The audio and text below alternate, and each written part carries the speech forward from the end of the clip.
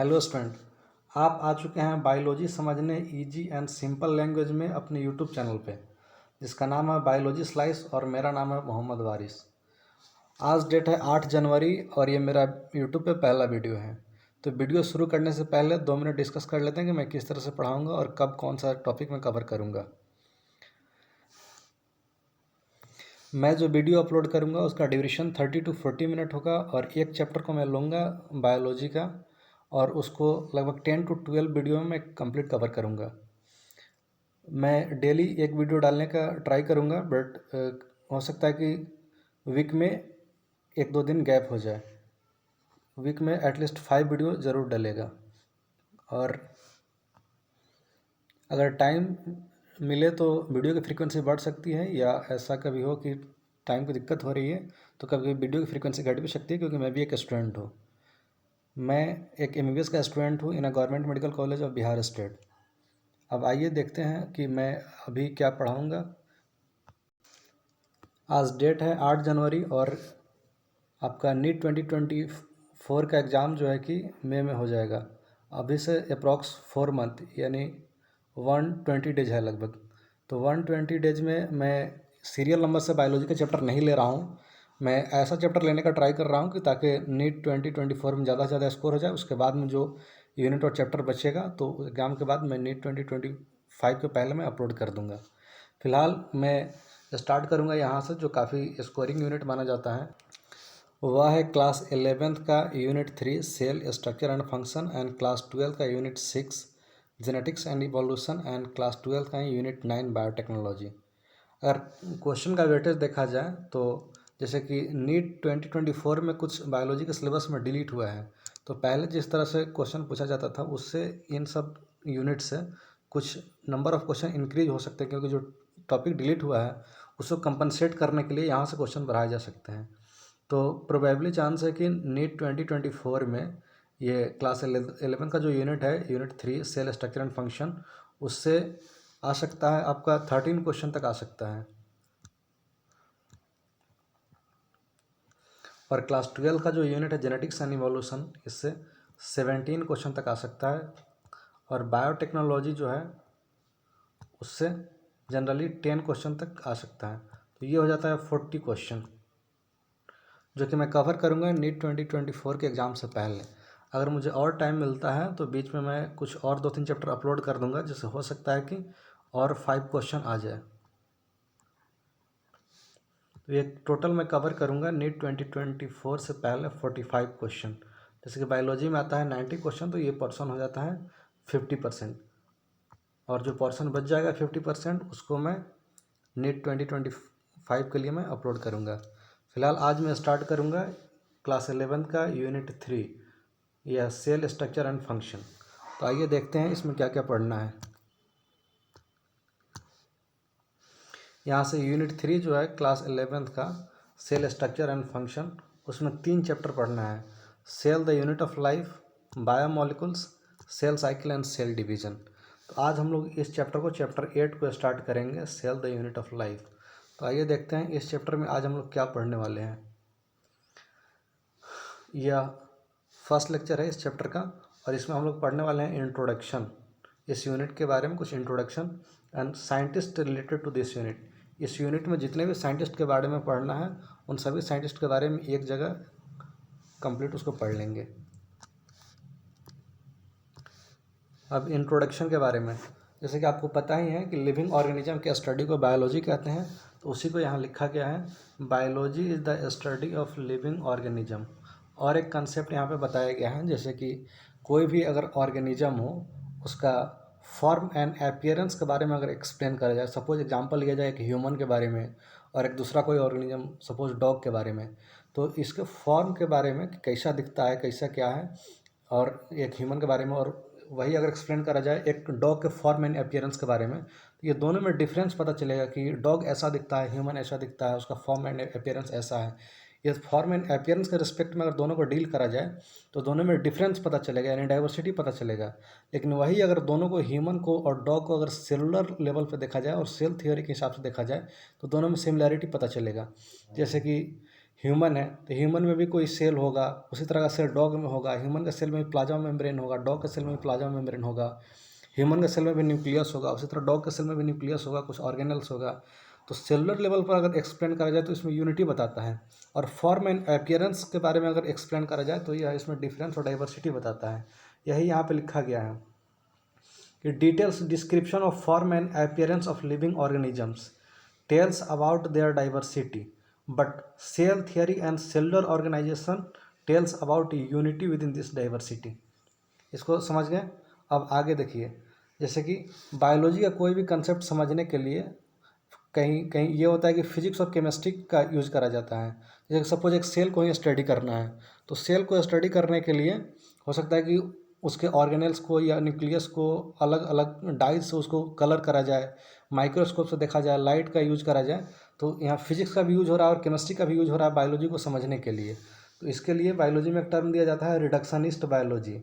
इसको कहते हैं कि physico chemical approach to study and understanding living organism is called reductionist biology. तो इतना समझ में आ गया। अब आइए आगे देखते हैं साइंटिस्ट के बारे में। इस पूरे यूनिट में जितने भी साइंटिस्ट के बारे में पढ़ना है मैंने यहाँ एक जगह बता दिया है।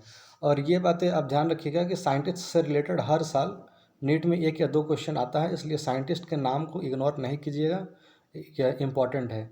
ऐसा नहीं कि हाँ साइंटिस्ट के बारे में नहीं पूछा जाएगा नीट में, ऐसा नहीं है। हर साल आप क्वेश्चन देखिएगा तो 1 या 2 क्वेश्चन आ रहे हैं साइंटिस्ट के नाम से रिलेटेड।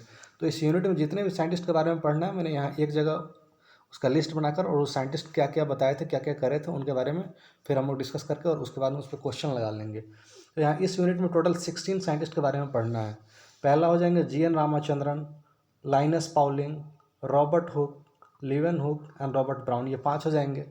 फिर इसी तरह 5 हो जाएंगे Schleiden, Schwann, Rudolf Virchow, Singer and Nicolson, ये 10 हो गया। उसके बाद में फिर Camillo Golgi, George Palade, Knoll and Ruska, ये दोनों साइंटिस्ट एनसीईआरटी में नहीं दिया गया है। बाकी सब साइंटिस्ट के बारे में एनसीईआरटी में बताया गया है, बट ये दोनों साइंटिस्ट के बारे में नहीं बताया गया। फिर भी इम्पॉर्टेंट है, इनका कुछ डिस्कवरी इन्होंने करा था तो जानना इंपॉर्टेंट है, इसलिए मैंने यहाँ बता दिया है। फ्लेमिंग के बारे में पढ़ना जो एनसीईआरटी में दिया गया है, और मिकेलिस के बारे में एक इसका जो नेक्स्ट चैप्टर है बायोमोलिकुल्स, उसमें एक पढ़ना होता है मिकेलिस कांस्टेंट Km। तो उनके बारे में भी मैंने यहाँ डिस्कस करके, जो कि एनसीईआरटी में का नाम नहीं दिया गया है बट मिकेलिस कांस्टेंट Km के बारे में बताया गया है, तो यहाँ हम लोग उसको डिस्कस कर लेंगे। अब आइए आगे देखते हैं। सबसे पहला साइंटिस्ट जी एन रामाचंद्रन, उनके बारे में कुछ बात जान लेते हैं। जो कि ये चीज़ें लिखी गई हैं उतना इंपॉर्टेंट नहीं है, बट फिर भी थोड़ा जान लेते हैं। इनका जन्म हुआ था 8 अक्टूबर 1922 को, और इन्होंने ग्रेजुएशन करा था फिजिक्स ऑनर्स में 1942 में। फिर उसके बाद में इन्होंने पीएचडी करा कैम्ब्रिज यूनिवर्सिटी से 1949 में। अब ये उसके बाद में इन्होंने कुछ काम करा था। ये 3 बातें हैं इनके बारे में जो कि इंपॉर्टेंट है और यहाँ से क्वेश्चन आ सकता है। पहली चीज़ यह है कि एक प्रोटीन होता है कोलेजन, उसके स्ट्रक्चर के बारे में जी एन रामाचंद्रन बताए थे। कोलेजन का ट्रिपल हेलिकल स्ट्रक्चर होता है, उसके बारे में इन्होंने बताया था, और यह उनका जो एक्सप्लेन करे थे वह एक मैगजीन नेचर में पब्लिश्ड हुआ था 1954 में। वही यहाँ पे लिखा गया है, he discovered the triple helical structure of collagen, protein होता है collagen, which published in nature, एक मैगजीन है नेचर, इन 1954। यह इनका पहला काम के बारे में जानना है। उसके बाद ये जो है कि Madras school of conformational analysis of biopolymers के फाउंडर हैं, ये दूसरा बात जानना है। Founder of Madras school of conformational analysis of biopolymers, और इन्होंने प्रोटीन स्ट्रक्चर के फील्ड में काफ़ी काम किया था, वही यहाँ पे लिखा गया है, an outstanding contribution in the field of protein structure. उसके बाद में इनका तीसरा काम ये जानना है, एक होता है कन्फर्मेशन ऑफ प्रोटीन। ये सब नहीं पढ़ना है, सिर्फ प्रोटीन के बारे में नेक्स्ट चैप्टर में बायोमॉलिक्यूल्स में जानना है, लेकिन एक conformation of protein through use of Ramachandran plot, ये सब क्या होता है नहीं पढ़ना है डिटेल्स में, सिर्फ नाम जानना है। तो वही यहाँ पे लिखा गया, conformation of protein through the use of Ramachandran plot, इन्होंने एक्सप्लेन करा था, इसके बारे में सिर्फ सुन लेना है। यह 3 बातें हो गई इनके बारे में, यह तीनों बातें इनके बारे में याद रखना है। इसको याद रखने के लिए आप निमोनिक्स भी बना सकते हैं, TMC, TMC, TMC से हो जाएगा triple helical structure of collagen, M से हो जाएगा Madras school of conformational analysis of biopolymers के फाउंडर थे। और सी से हो जाएगा conformation of protein through use of Ramachandran plot. ये इनका 3 काम था, इसको याद रखना है। अब आइए नेक्स्ट साइंटिस्ट के बारे में देखते हैं। नेक्स्ट साइंटिस्ट थे लाइनस पाउलिंग। लाइनस पाउलिंग क्या करे थे कि जैसे प्रोटीन होता है तो उसका अलग अलग स्ट्रक्चर होता है, primary structure, secondary structure, tertiary structure and quaternary structure, जो कि नेक्स्ट चैप्टर बायोमोलिकुल्स होगा उसमें पढ़ाया जाएगा। तो सेकेंडरी स्ट्रक्चर में आता है एक alpha helix and beta sheet structure. Alpha helix and beta sheet structure, इसको एक्सप्लेन करे थे लाइनस पाउलिंग। और यही लाइनस पाउलिंग जो एक्सप्लेन करे थे अल्फा हेलिक्स और बीटा शीट स्ट्रक्चर, इन्हीं के एक्सप्लेनेशन से इन्फ्लुएंस हुए थे जी.एन. रामाचंद्रन, और उन्होंने triple helical structure of collagen को एक्सप्लेन करे थे। तो यह इनके बारे में, लाइनस पाउलिंग के बारे में याद रखना है कि इन्होंने alpha helix and beta sheet structure of protein को इन्होंने एक्सप्लेन करा था। अब थर्ड नंबर में साइंटिस्ट आ गए रॉबर्ट हुक। तो इन्होंने पहली बार 1665 में इन्होंने डेड सेल को इन्होंने देखा था और उसका नाम दिया था और उसके बारे में बताया था। इन्होंने सेल का डिस्कवरी किया था। The cell was first discovered and name by Robert Hooke. उसके बाद में साइंटिस्ट आते हैं लिवेन हुक। इन्होंने पहली बार लाइव सेल को देखा था और उसके बारे में डिस्क्राइब करा था। तो यहाँ पे लिखा गया है Leeuwenhoek first saw and describe a live cell. ये हुआ था 1674 में। अब उसके बाद में साइंटिस्ट आ जाते हैं रॉबर्ट ब्राउन। रॉबर्ट ब्राउन जो है कि न्यूक्लियस को डिस्कवर करे थे 1831 में। Robert brown describe the nucleus in 1831। अब आइए नेक्स्ट साइंटिस्ट के बारे में देखते हैं, स्लीडन के बारे में। तो इनके बारे में ये जानना है कि सबसे पहली बात कि इनका पूरा नाम था मैथियस स्लीडन और यह एक जर्मन बोटानिस्ट थे। ये चीज़ें याद रखना होता है कि जर्मन बोटानिस्ट थे कि ब्रिटिश जूलॉजिस्ट थे, क्योंकि नीट में ऐसा क्वेश्चन पूछा जा सकता है। 2018 नीट में क्वेश्चन देखिएगा, जैसे क्लास 12 का एक चैप्टर है principle of inheritance and variation, वहाँ पे पढ़ना होता है पन्नेट स्क्वायर। तो 2018 के नीट में क्वेश्चन पूछा गया था कि पन्नेट क्या थे, ब्रिटिश जूलॉजिस्ट थे या क्या थे, ब्रिटिश साइंटिस्ट थे क्या थे। तो ये पूछा जा सकता है कि स्लीडन क्या थे, जर्मन बोटानिस्ट, यह याद रखिएगा। इनका पूरा नाम था मैथियस स्लीडन और ये एक जर्मन बोटानिस्ट थे। 1838 में इन्होंने कुछ ऑब्जर्व करा था, या डिफरेंट प्लांट को जब ऑब्जर्व करे तो इनको पता चला कि plant different type of cell से बना हुआ है और यह सेल मिल करके टिश्यू बनाता है प्लांट में, यह इन्होंने कहा था। उसके बाद में साइंटिस्ट आते हैं थियोडोर स्वान। यह एक ब्रिटिश जूलॉजिस्ट थे। इन्होंने 1839 में इन्होंने कुछ एनिमल सेल को ऑब्जर्व किया। तो यह देखे कि एक एनिमल सेल में एक आउटर थिन बाउंड्री है, जिसके बारे में इन्होंने एक्सप्लेन करा और बाद में उसको देखा गया, मतलब एक्सप्लेन करा गया प्लाज्मा मेम्ब्रेन के फॉर्म में। और इन्होंने जब बहुत सारे प्लांट सेल को इन्होंने जब ऑब्जर्व करा तो इन्होंने पाया कि प्रजेंस ऑफ सेल वाली जो unique character of plant cell में सेल वाल एक यूनिक कैरेक्टर इनको मिला। और एनिमल सेल में इन्होंने देखा कि एक थिन लेयर है जो कि प्लाज्मा मेम्ब्रेन था।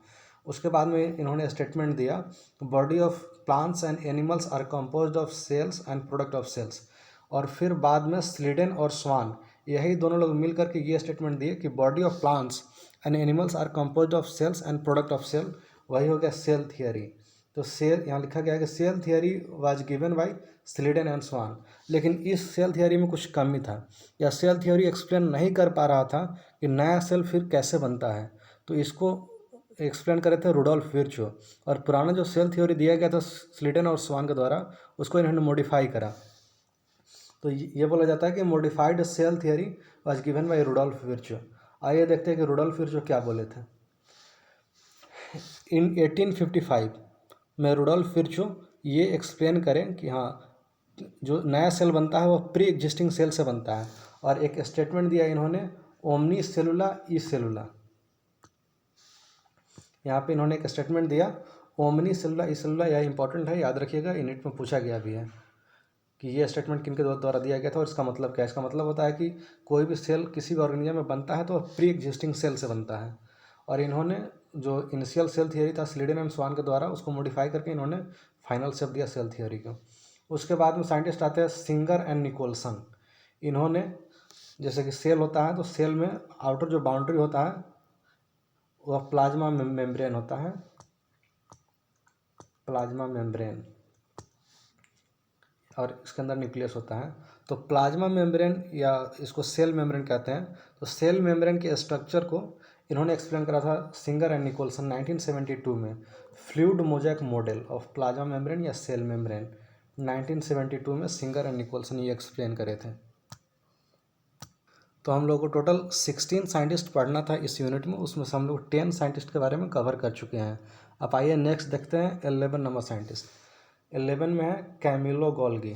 इन्होंने जो है कि 1898 में इन्होंने एक्सप्लेन करा था, जब यह सेल का स्टडी कर रहे थे तो इनको दिखा कि densely stand reticular structure near the nucleus, मतलब न्यूक्लियस के करीब इनको एक dense structure stand structure densely इनको दिखा न्यूक्लियस के पास में। और बाद में इन्हीं के नाम पर उस ऑर्गेनेल्स का नाम रखा गया गोल्गी बॉडी, या इसको गोल्गी एपरेटस भी कहते हैं। उसके बाद में नेक्स्ट साइंटिस्ट हैं जॉर्ज पैलेट। जॉर्ज पैलेट जब सेल का स्टडी कर रहे थे तो इन्होंने 1953 में इन्होंने देखा dense granular structure under electron microscope, और बाद में उसको एक्सप्लेन करा गया राइबोसोम के फॉर्म में। फिर उसके बाद में दो साइंटिस्ट आते हैं नॉल एंड रस्का। ये दोनों लोग मिलकर इलेक्ट्रॉन माइक्रोस्कोप को बनाए थे, इलेक्ट्रॉन माइक्रोस्कोप का डिस्कवरी करे थे। तो electron microscope was discovered bye knoll and Ruska. उसके बाद में एक साइंटिस्ट आते हैं फ्लेमिंग। तो फ्लेमिंग क्या करे थे कि जैसे कोई भी सेल होता है, तो सपोज यह एक सेल है या प्लाज्मा मेम्ब्रेन हो गया, इसके अंदर में न्यूक्लियस होता है। तो न्यूक्लियस के अंदर में कुछ अलग अलग मटेरियल होता है जो कि डीएनए होता है, और वह एसिडिक मटेरियल होता है। तो इसको स्टडी करने के लिए बेसिक डाई से इसको कलर करा जाता है। तो ये जब स्टडी कर रहे थे इसको बेसिक डाई से कलर करके, और ये न्यूक्लियस के अंदर जो भी मटेरियल था यानी डीएनए होता है, बाद में पढ़ेंगे हम लोग जब न्यूक्लियस पढ़ेंगे तो ये कंप्लीट न्यूक्लियस के अंदर के मटेरियल को इन्होंने नाम दिया था क्रोमेटिन। यही यहाँ लिखा गया है, Fleming gives the name chromatin for material of nucleus stand by basic dyes. तो इतना समझ में आ गया होगा 15 साइंटिस्ट के बारे में। अब आइए जितना हम लोग 15 साइंटिस्ट के बारे में पढ़े एक बार फिर से रिकॉल कर लेते हैं। उसके बाद में 16 नंबर जो साइंटिस्ट हैं उनके बारे में देखा जाएगा। सबसे पहले जीएन रामाचंद्रन, इनके बारे में देखा गया 3 बातें। टीएमसी मैंने निमोनिक्स बताया कि triple helical structure of collagen. उसके बाद में Madras school of conformational analysis of biopolymers के फाउंडर थे। और उसके बाद में conformation of protein through use of Ramachandran plot. उसके बाद में साइंटिस्ट है सेकंड नंबर में लाइनस पाउलिंग। इन्होंने alpha helix and beta sheet structure of protein को एक्सप्लेन करा था। उसके बाद में रॉबर्ट हुक, ये सेल को डिस्कवर करे थे 1665 में। उसके बाद में लीवेन हुक, इन्होंने फर्स्ट टाइम लाइव सेल को डिस्क्राइब करा था 1674 में। उसके बाद में रॉबर्ट ब्राउन, इन्होंने न्यूक्लियस के बारे में बताया था 1831 में। उसके बाद में साइंटिस्ट है स्लीडन, यह एक जर्मन बोटानिस्ट थे, और इन्होंने जब डिफरेंट प्लांट को ऑब्जर्व किया तो इनको पता चला कि plant different types of cell से मिलकर बना होता है, और सेल मिलकर के टिश्यू बनाता है। उसके बाद में साइंटिस्ट है स्वान। स्वान एक ब्रिटिश जूलॉजिस्ट थे। इन्होंने जब बहुत सारे प्लांट सेल को जब स्टडी करा तो इनको मिला कि प्लांट सेल में एक थिन आउटर लेयर होता है, जिसको बाद में प्लाज्मा मेम्ब्रेन के फॉर्म में एक्सप्लेन करा गया। और इन्होंने जब बहुत सारे प्लांट सेल को इन्होंने ऑब्जर्व किया तो इन्होंने पाया कि प्रेजेंस ऑफ सेल वाली जो unique characteristic of plant cell. और बाद में ये दोनों लोग मिल करके सेल थ्योरी दिए थे, जो कि बताया गया था कि प्लांट्स और एनिमल्स का जो बॉडी होता है वह cell and product of cell से मिलकर के बना होता है। लेकिन यह सेल थ्योरी एक्सप्लेन नहीं कर पा रहा था कि फिर नया सेल कैसे बनेगा। तो उसको एक्सप्लेन करे थे रुडोल्फ विर्चो 1855 में। इन्होंने एक्सप्लेन करा था कि cell arise from pre existing cell, omnis cellula e cellula, इन्होंने स्टेटमेंट दिया था। उसके बाद में दो साइंटिस्ट आए सिंगर एंड निकोलसन। इन्होंने 1972 में सेल मेम्ब्रेन का फ्लूइड मोज़ेक मॉडल इन्होंने दिया था। उसके बाद में साइंटिस्ट आए कैमिलो गोल्गी। इन्होंने 1898 में एक densely stand reticular structure near the nucleus इन्होंने देखा था न्यूक्लियस के पास में, और उसको मतलब इन्हीं के नाम पे नाम रखा गया उस ऑर्गेनेल्स का, गोल्गी बॉडी। उसके बाद में साइंटिस्ट आए जॉर्ज पैलेट। इन्होंने 1953 में एक डेंस ग्रैनुलर स्ट्रक्चर इन्होंने देखा था सेल में, उसको एक्सप्लेन करा गया राइबोसोम के फॉर्म में। उसके बाद में दो साइंटिस्ट हैं नॉल एंड रस्का। ये दोनों लोग मिल करके इलेक्ट्रॉन माइक्रोस्कोप का डिस्कवरी करे थे। उसके बाद में साइंटिस्ट आए फ्लेमिंग। तो ये फ्लेमिंग जो है कि जो न्यूक्लियस के अंदर में जो मटेरियल था उसको बेसिक डाई से स्टैंड करके इन्होंने स्टडी करा, और कंप्लीट मटेरियल के लिए कलेक्टिवली नाम दिया इन्होंने क्रोमेटिन।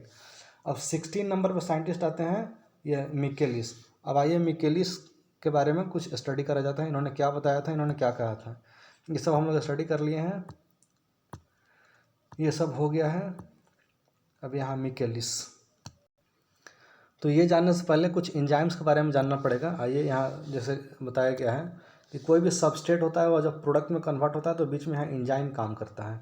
सबस्ट्रेट का मतलब होता है जैसे कि कोई भी एक सब्सटेंस अगर दूसरे सब्सटेंस में कन्वर्ट हो रहा है तो जो इनिशियल सब्सटेंस है उसको सबस्ट्रेट बोलते हैं। जैसे केमिस्ट्री में पढ़े होंगे कि रिएक्टेंट है और रिएक्टेंट से प्रोडक्ट बन रहा है, तो यहाँ बायोलॉजी में ये समझ लीजिए कि रिएक्टेंट को ही सबस्ट्रेट बोलते हैं। और यहाँ पे एक ग्राफ के थ्रू दिखाया गया है कि जैसे जैसे इधर सबस्ट्रेट का कंसंट्रेशन इधर बढ़ रहा है तो रेट ऑफ रिएक्शन बढ़ता है। इनिशियली अगर सबस्ट्रेट का कंसंट्रेशन थोड़ा सा बढ़ाया जाए तो रेट ऑफ रिएक्शन ज़्यादा बढ़ता है, लेकिन धीरे धीरे सबस्ट्रेट का कंसंट्रेशन अगर ज़्यादा बढ़ाया जाए फिर भी रेट ऑफ रिएक्शन काफ़ी कम बढ़ता है और धीरे धीरे पहुँचते पहुँचते एक यहाँ पे आप देख रहे होंगे कि एक मैक्सिमम वेलोसिटी पे पहुँच जाता है रिएक्शन। रिएक्शन के स्पीड को ही वेलोसिटी कहते हैं, ये तो पता होगा ही। और यहाँ पे एक वैल्यू है के एम वैल्यू, इसी को बोलते हैं मिकेलिस कांस्टेंट। या के एम वैल्यू वह वैल्यू होता है जैसे कि सपोज मान लीजिए कोई सबस्ट्रेट है और वह प्रोडक्ट में कन्वर्ट हो रहा है, और एक एग्जांपल के तौर पे लिया जाए कि rate of formation of product है सपोज 100 मोल पर सेकेंड, एकदम मैक्सिमम इसका रेट है, ये मैक्सिमम वेलोसिटी है। तो जहाँ पे मतलब सबस्ट्रेट का कंसंट्रेशन अगर धीरे धीरे कम करा जाए तो रेट ऑफ रिएक्शन भी कम होता है। तो जहाँ पे यह मान लीजिए कि 100 है मैक्सिमम वेलोसिटी, तो जहाँ पे रिएक्शन का वेलोसिटी 50 मोल पर सेकेंड है उस पॉइंट पे सबस्ट्रेट का कंसंट्रेशन क्या है, उसी को बोलते हैं मिकेलिस कांस्टेंट। तो यहाँ पे जैसे लिखा गया है कि कंसंट्रेशन ऑफ सबस्ट्रेट, यहाँ पे concentration of substrate eight which reaction reaches half of its maximum velocity is called Michaelis constant बोलते हैं। एक साइंटिस्ट है मिकेलिस, उन्हीं के नाम पे ये रखा गया है। और यह जो मिकेलिस कांस्टेंट होता है वह एंजाइम का एफिनिटी बताता है सबस्ट्रेट के लिए, कि सबस्ट्रेट के लिए एंजाइम के पास ज़्यादा एफिनिटी है कि कम एफिनिटी है। इसको समझने के लिए अगर एक एग्जांपल लिया जाए तो उससे अच्छे से समझा जा सकता है। आइए एक एग्जांपल लेकर ही समझा देते हैं, थोड़ा टाइम लगेगा, 2 मिनट का यहाँ टाइम लगेगा, लेकिन एक एग्जांपल लेकर के अच्छे से समझा देते हैं। ये समझ जाइएगा तो इससे ये भी पता चल जाएगा, ये समझने से ये भी पता चल जाएगा कि फिर कॉम्पिटिटिव इनहिबिशन क्या होता है और नॉन कॉम्पिटिटिव इनहिबिशन क्या होता है। सबसे पहले तो ये समझना होगा कि इनहिबिशन क्या होता है। तो सपोज यहाँ एक एग्जांपल के तौर पे कहानी की तरह लेते हैं, उससे आपको समझ में आएगा। सपोज यह एक बाउंड्री है, यहाँ जो लाइन खींचा गया है एक बाउंड्री है, और इस बाउंड्री के इधर बहुत सारा पानी है। सपोज मान लीजिए एक नदी है और ये नदी का एक किनारा है, ठीक, ये हो गया एक नदी का किनारा, और यहाँ पे बहुत सारे लड़के खड़े हैं, ठीक। एक एग्जांपल ले रहे हैं इसको समझाने के लिए। यहाँ बहुत सारे लड़के खड़े हैं, सपोज 100 बॉयज़ यहाँ पे खड़े हैं, और इन बॉयज़ का काम यह है कि सपोज जैसे क्रिकेट खेला जाता है तो उसमें बॉल होता है, तो इधर से अगर सूखा हुआ बॉल होता है ना, कि बॉल गीला है या सूखा है, सूखा हुआ बॉल इधर है और उसको लेकर के ये लड़के इधर पानी में डाल दे रहे हैं। इनका काम यही है, इधर सूखा हुआ बॉल को पानी में डाल दे रहे हैं। और यह जो बॉयज़ खड़े हैं इनका नाम समझ लीजिए एग्जांपल के तौर पे इनर्जेटिक बॉयज़, ई से डिनोट करा गया। जैसे कि यहाँ डिनोट करा गया कि सबस्ट्रेट को प्रोडक्ट में कन्वर्ट कराया जा रहा है और यहाँ एंजाइम काम कर रहा है। उसी तरह यहाँ से सूखा हुआ बॉल है, इसको पानी में डाला जा रहा है और कुछ इनर्जेटिक बॉयज़ है जो यहाँ खड़े होकर ये काम कर रहे हैं। यहाँ से हम लोग को समझना है मैक्सिमम वेलोसिटी का कंसेप्ट समझना है, केएम का कंसेप्ट समझना है, और कॉम्पिटिटिव इनहिबिशन और नॉन कॉम्पिटिटिव इनहिबिशन को समझने के लिए है एक एग्जांपल मैंने लिया है। सपोज मान लीजिए कि यहाँ 100 बॉयज़ खड़े हैं और ऐसे कुछ बॉयज़ सिर्फ मतलब 100 हैं, तो उसमें से सपोज मान लीजिए कि 10 बिल्कुल खड़े हैं कि हाँ बाहर से कहीं से भी अगर सूखा बॉल आएगा उसको पानी में डाल देंगे, और कुछ कुछ इधर उधर बैठे हुए हैं, कुछ इधर टहल रहे हैं, कुछ बातें कर रहे हैं, ठीक। 10 हैं कि काफ़ी ज़्यादा एक्टिव हैं। तो इधर से अगर बॉल आया सपोज, या इनका पानी में डालने का बॉल पानी में डालने का रेट अगर डिफाइन कर दिया जाए कि 1 सेकेंड में 1 पर्सन बॉल को पानी में डाल देगा, मतलब 100 पर्सन है तो मैक्सिमम पानी में बॉल डालने का इनका रेट होगा 100 बॉल पर सेकेंड। तो सपोज मान लीजिए कि इधर से अगर 10 बॉल आया इनिशियली, तो 10 एक्टिव बंदे खड़े थे उसको डायरेक्ट डाल दिए इनिशियली, जिस रेट से मतलब बॉल आ रहा है उसी रेट से डाला जा रहा है। लेकिन धीरे धीरे क्या होता है ना कि बॉल का आने का रेट अगर फास्ट भी होता है फिर भी डलने का रेट थोड़ा स्लो हो जाता है। सपोज मान लीजिए कि 20 बॉल पर सेकंड आ रहा है, लेकिन 15 बॉल ही डल रहा है, 10 तो एक्टिव तो डाल रहे हैं, लेकिन 10 जो और एक्स्ट्रा आ रहा है मतलब 20 आ रहा है टोटल, तो 10 जो एक्स्ट्रा आ रहा है उधर बंदे और घूम रहे हैं, तो 5 ही उसमें से आकर के डालें, यानी 15 पानी में डाल पा रहे हैं। तो धीरे धीरे अगर रेट काफ़ी बढ़ाया जाए तब जा कर के यहाँ रिएक्शन का रेट मतलब बढ़ता है। ये कहने का मतलब था कि सबस्ट्रेट का लेवल इनिशियली जो है जैसे थोड़ा सा बढ़ेगा तो वेलोसिटी ऑफ रिएक्शन बढ़ जाएगा। धीरे धीरे सबस्ट्रेट काफ़ी स्पीड में बढ़ाइएगा, फिर भी जो है कि रेट ऑफ रिएक्शन थोड़ा थोड़ा बढ़ते बढ़ते बढ़ते बढ़ते इधर एक पहुंचता है मैक्सिमम वेलोसिटी। और जिस वेलोसिटी मतलब मैक्सिमम वेलोसिटी के हाफ जो वेलोसिटी होता है उस पर जो सबस्ट्रेट का कंसंट्रेशन है उसको कहते हैं Km वैल्यू, मिकेलिस कांस्टेंट। और इसमें इनहिबिशन होता है कि सपोज जैसे कि रिएक्शन को ही एंजाइम को डिस्टर्ब करके रिएक्शन को ही रोक दिया जाए, तो एक होता है कॉम्पिटिटिव इनहिबिशन, एक होता है non competitive inhibition. Competitive inhibition में ये होता है कि जैसे कि यहाँ सूखा हुआ बॉल डाला जा रहा था, अब कोई बॉल के शेप का दूसरा कोई मटेरियल आ करके और इन जो यहाँ लड़के खड़े हैं इसको पानी में डालने के लिए उसको इंगेज कर दे, यानी कि बॉल के सिमिलर कोई सब्सटेंस आ करके और यहाँ रेट ऑफ रिएक्शन यानी रेट ऑफ पानी में जो डालने का रेट है उसको स्लो कर दे, तो इसको कहते हैं कॉम्पिटिटिव इनहिबिशन। और नॉन कॉम्पिटिटिव इनहिबिशन में होता है कि एंजाइम को ही मतलब उसको अफेक्ट कर दें। आइए यहाँ स्टेटमेंट से समझते हैं, यहाँ कहानी से कुछ समझ में आया होगा तो आया होगा, अदरवाइज यहाँ स्टेटमेंट से समझते हैं। यह जो होता है Km वैल्यू वह एफिनिटी बताता है। सपोज कोई एंजाइम्स है, वह काम कर रहा है और काफ़ी ज़्यादा एफिशिएंट है, मतलब सबस्ट्रेट के प्रति एफिनिटी रखता है काफ़ी ज़्यादा, तो उसका Km वैल्यू कम होगा। अगर सबस्ट्रेट के प्रति उसका एफिनिटी कम होगा तो Km वैल्यू ज़्यादा होगा। यही यहाँ लिखा गया है कि Km वैल्यू जो है कि एफिनिटी ऑफ एंजाइम बताता है सबस्ट्रेट के प्रति। It tells about affinity of substrate to the enzyme catalytic activity of the enzyme.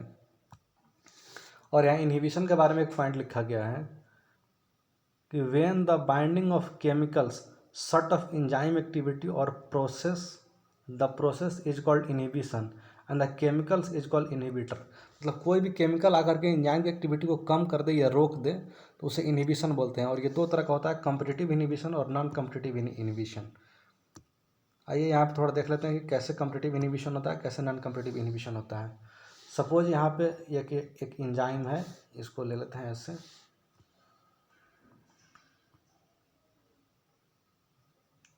यह एंजाइम है और यह सपोज कि सबस्ट्रेट है, यह सबस्ट्रेट है और यह एंजाइम है, ये दोनों मिल जाएगा।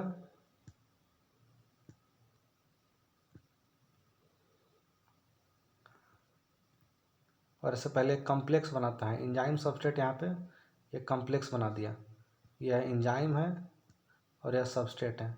उसके बाद में जो है कि यह प्रोडक्ट बन जाता है और एंजाइम जैसा का तैसा फिर से रह जाता है। और यह इधर सपोज एक प्रोडक्ट बन गया। और कोई सबस्ट्रेट के सिमिलर कोई सब्सटेंस आ जाए और इस साइट पे बाइंड करने के लिए, यहाँ पे इस साइट पे बाइंड करने के लिए सबस्ट्रेट से compete करने लगे और रेट ऑफ रिएक्शन को कम कर दें, तब ऐसी स्थिति को बोलते हैं कॉम्पिटिटिव इनहिबिशन ऑफ एंजाइम। तो ये समझ गए। उसके बाद में ये होता है कि सपोज कोई एंजाइम है और ये सबस्ट्रेट है, इससे बाइंड करेगा और यहाँ पे कोई कॉम्पिटिटिव इनहिबिशन ना हो, मतलब कोई सबस्ट्रेट टाइप का कोई केमिकल आकर के और सबस्ट्रेट से यहाँ पे बाइंड करने के लिए compete ना करे, या किसी और साइट पे एंजाइम के किसी और साइट पे बाइंड करके और एंजाइम के कन्फिगुरेशन को ही चेंज कर दे, ताकि सबस्ट्रेट, अब सपोज मान लो एक एंजाइम को ये ऐसे बना दिया, अब सबस्ट्रेट कहीं बाइंडर नहीं कर सकता है, तो इसको बोलते हैं नॉन कॉम्पिटिटिव इनहिबिशन। वही यहाँ पे लिखा गया है, देखिए, molecular structure of inhibitor similar to the substrate and inhibitor competes with substrate for substrate binding site of enzyme, तब इसको बोलते हैं कॉम्पिटिटिव इनहिबिशन। तो ये होगा कॉम्पिटिटिव इनहिबिशन। कॉम्पिटिटिव इनहिबिशन में एक चीज़ याद रखिएगा कि इसमें Km का वैल्यू इंक्रीज कर जाता है बट Vmax का वैल्यू कोई मतलब अफेक्ट नहीं करता है। इसको ऐसे एक्सप्लेन करा जा सकता है कि सपोज कोई इनहिबिटर आया जिसका मॉलिकुलर स्ट्रक्चर सिमिलर है सबस्ट्रेट से और वह compete कर रहा है एंजाइम का जो सबस्ट्रेट बाइंडिंग साइट है वहाँ बाइंड करने के लिए, लेकिन अगर जो रियल में सबस्ट्रेट है उसका कंसंट्रेशन काफ़ी ज़्यादा बढ़ा दिया जाए तो फिर मतलब Vmax जितना पहले था in the absence of inhibitor उतना ही रहेगा। लेकिन अगर जो होता है ना कि जो जो मैक्सिमम वेलोसिटी का हाफ था जहाँ पे Km था, वह Km वैल्यू कॉम्पिटिटिव इनहिबिशन में बढ़ जाता है। लेकिन अगर खूब ज़्यादा कंसंट्रेशन बढ़ा दिया जाए सबस्ट्रेट का तो फिर वी मैक्स उतना अचीव हो जाता है। तो ये स्टेटमेंट कहा जाता है कि K M value increase but V max is same in competitive inhibition. और उसी तरह नॉन कम्पिटिटिव इनिबिशन में ये होता है कि inhibitor bind to the allosteric site other than the active site of substance, other than the active site होता है या सबस्ट्रेट बाइंडिंग साइट होता है of enzyme and decrease and destroy the enzyme activity. यहाँ पे नॉन कम्पिटिटिव इनिबिशन का ही एक दूसरा नाम यहाँ पे है एलोस्टोरिक इनिबिशन। बाद में जब पढ़िएगा तो पता चलेगा दोनों एक दूसरे का टाइप है, मतलब अलग अलग है। लेकिन यहाँ पे 11th के लेवल पे ये जान लीजिए कि दोनों का मतलब नॉन कम्पिटिटिव इनिबिशन को ही एलोस्टोरिक इनिबिशन कहते हैं। एलोस्टोरिक इनिबिशन में कोई सब्सटेंस आता है इनिबिटर, वह एंजाइम को एलोस्टोरिक साइट से बाइंड कर लेता है और फिर एंजाइम को ऐसे डिस्टर्ब कर देता है कि एंजाइम फिर सबस्ट्रेट से बाइंड करके प्रोडक्ट ना बना सके। और ये इसमें होता है कि जब एंजाइम को डिस्टर्ब कर देगा तो वी मैक्स जितना पहले इनहिबिटर के अब्सेंस में अचीव करा जा रहा था उतना अचीव नहीं होगा, वी मैक्स डिक्रीज कर जाएगा। लेकिन के एम वैल्यू अनचेंज होता है, ये स्टेटमेंट याद रखिएगा। तो यहाँ पे यह थ्योरी वाला पोर्शन खत्म होता है। अब आइए आगे कुछ क्वेश्चन को डिस्कस कर लेते हैं। जैसे पहला क्वेश्चन है, the concept of omnis cellula e cellula regarding cell division was first proposed by. तो यहाँ देख चुके हैं आप, पहले रुडोल्फ विर्चो यह स्टेटमेंट दिए थे और इन्होंने एक्सप्लेन करा था कि cell rise from pre existing cell. तो इसका आंसर यह हो जाएगा। या नीट का क्वेश्चन है, नीट 2019 में पूछा गया था। उसके बाद में एक यह क्वेश्चन है, name of Schleiden and Schwann are associated with. तो पहले आप पढ़ चुके हैं कि स्लीडन एंड स्वान ये दोनों मिलकर के सेल थियरी दिए थे।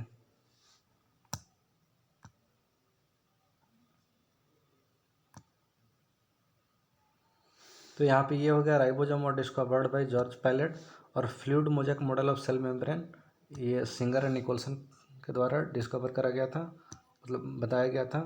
और फिर अब नेक्स्ट क्वेश्चन ये हो गया, who propose the fluid mosaic model of plasma membrane, Singer and Nicolson.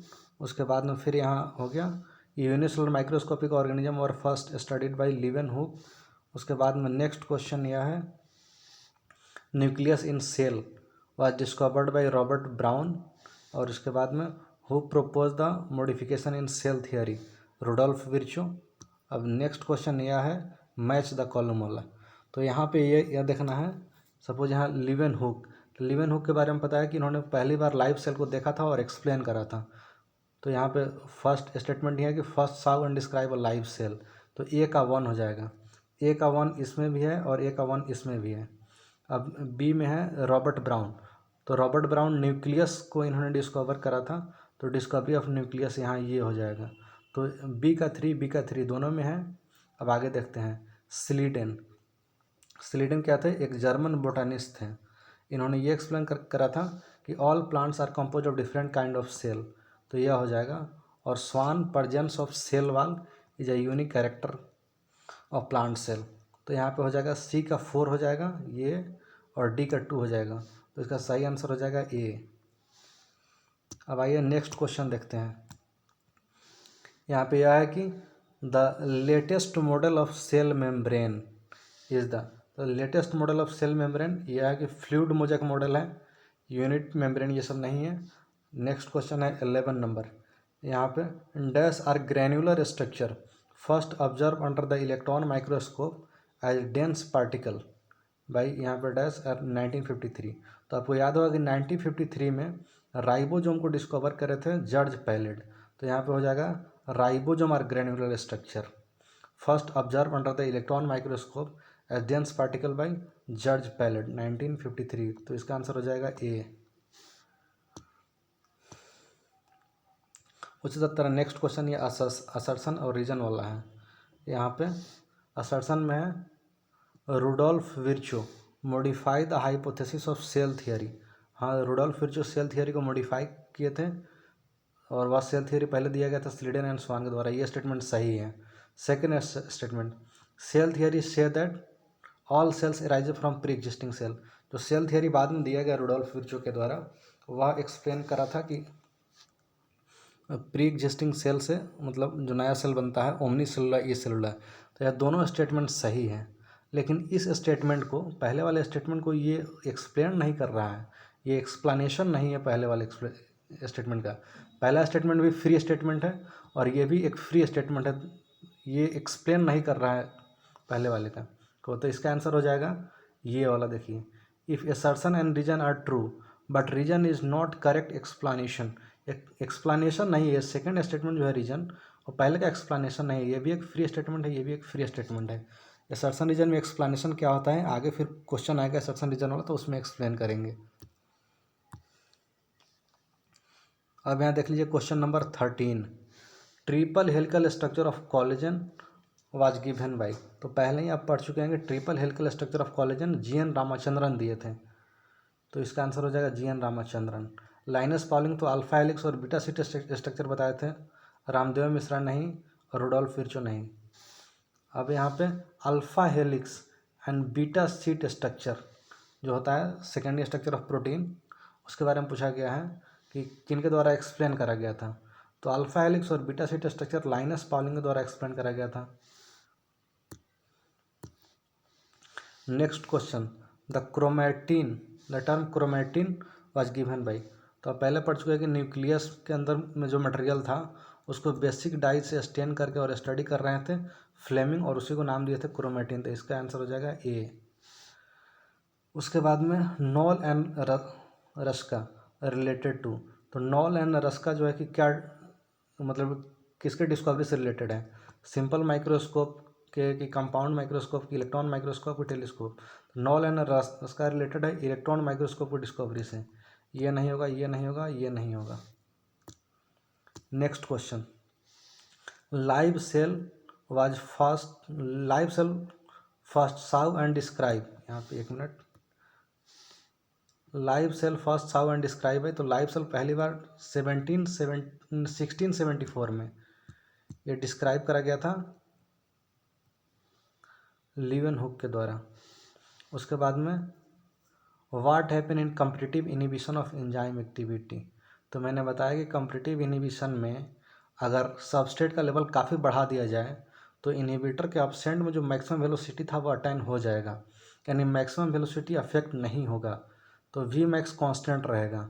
तो वी मैक्स इसमें कॉन्स्टेंट है, इसमें कॉन्स्टेंट है, बट मैंने बताया था कि कॉम्पिटिटिव इनहिबिशन में वी मैक्स तो कॉन्स्टेंट रहेगा, बट यहाँ पे के एम जो है कि वह इंक्रीज हो जाता है। मतलब जिस कंसंट्रेशन में पहले वी मैक्स का हाफ हो रहा था, अब उससे ज़्यादा कंसंट्रेशन देना पड़ेगा तब वी मैक्स का हाफ होगा।